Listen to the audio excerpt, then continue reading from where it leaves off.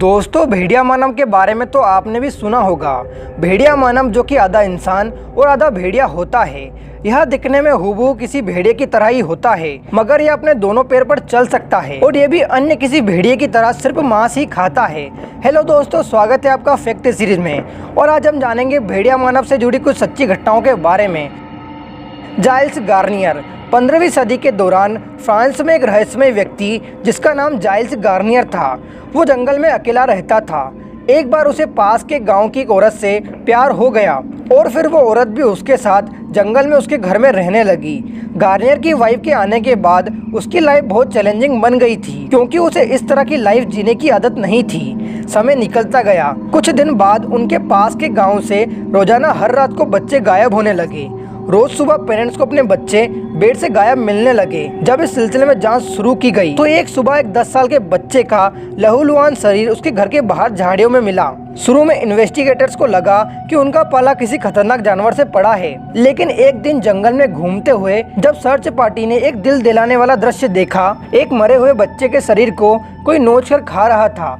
पहली बार में उन्हें लगा ये कोई भेड़िया है, लेकिन जब मसाल की रोशनी उस पर पड़ी तो उन्होंने पाया कि वो कोई और नहीं बल्कि जाइल्स गार्नियर था। अरेस्ट होने के बाद जाइल्स ने कबूल किया कि उसने 4 बच्चों का अपहरण किया था ताकि उन्हें मारकर अपना और अपनी पत्नी का पेट भर सके। सजा के तौर पर उसे 1573 में सरेआम लोगों के सामने खूंटी पर बांधकर जला दिया गया।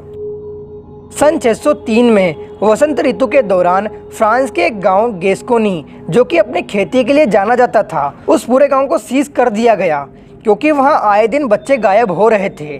कई बार तो बच्चे अपने दोस्तों के साथ होने के बावजूद भी गायब हो जाते थे। एक बार तो एक बहुत ही छोटा बच्चा उसके झूले में से ही गायब हो गया था, जिसका कभी कुछ पता नहीं चल सका। एक रात की बात थी जब एक 13 साल की बच्ची मार्गरिटा खून में लथपथ अपने घर लौटी। उसके घाव इतने गहरे थे कि उसके माता पिता को लगा कि उसे किसी भेड़िए ने घायल किया है।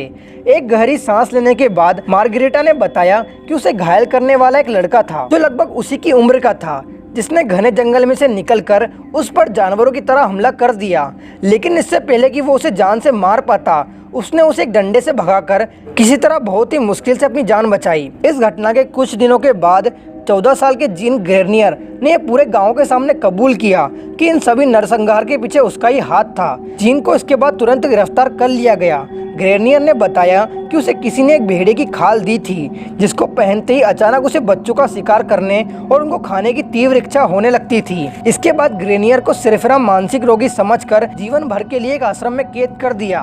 और दोस्तों, ऐसी कई सारी घटनाएं और भी है। दोस्तों, आपको क्या लगता है कमेंट करके जरूर बताएं और ऐसे वीडियो देखने के लिए हमारे चैनल को सब्सक्राइब करें।